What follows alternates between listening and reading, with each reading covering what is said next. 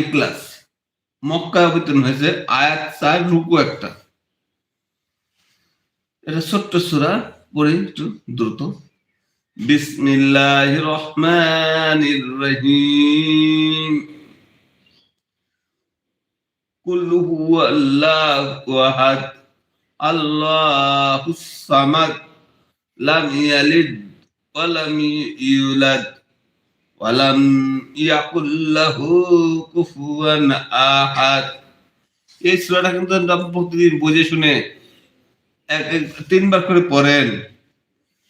এক একবার যখন পড়বেন 3 বার করে পড়লে এক জিল কোরআন শরীফ 30 পারা কোরআন শরীফ পড়লে যে সওয়াব, ইয়াকিনের সাথে বিশ্বাস করে এর মানেগুলা যদি বুঝে বুঝে আপনি পড়তে পারেন, ইনশাআল্লাহ আপনার আমলনামায় এক জিল কোরআন শরীফ পড়ার সওয়াব কিন্তু আপনি যুক্ত হয়ে যাবে, পেয়ে যাবেন।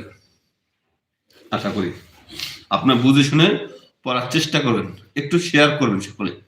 শেয়ার করে দিলে অন্য শুনলে কিন্তু আপনার আমলনামায় সওয়াব হতে থাকবে। তাহলে দেখেন বলছে, বলো তিনি আল্লাহ এক, অদ্বিতীয়।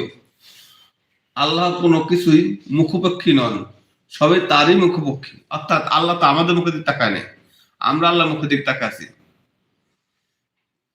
আমরা আল্লাহর মুখের দিকে তাকায় আছি, ঠিক আছে? এনে বলছে যে বলো তিনি আল্লাহ এক, অদ্বিতীয়। আল্লাহ কোন শরীক নাই, তিনি একাই সবকিছুর মালিক। আল্লাহ কোনো কিছুর মুখোপেক্ষী নন, সবাই তার মুখোপেক্ষী। তিনি কাউকে জন্ম দেন নাই, আর তাকে কেউ জন্ম দেয়নি। তার সমকক্ষ কেউ নয়। এই যে কি সুন্দর করে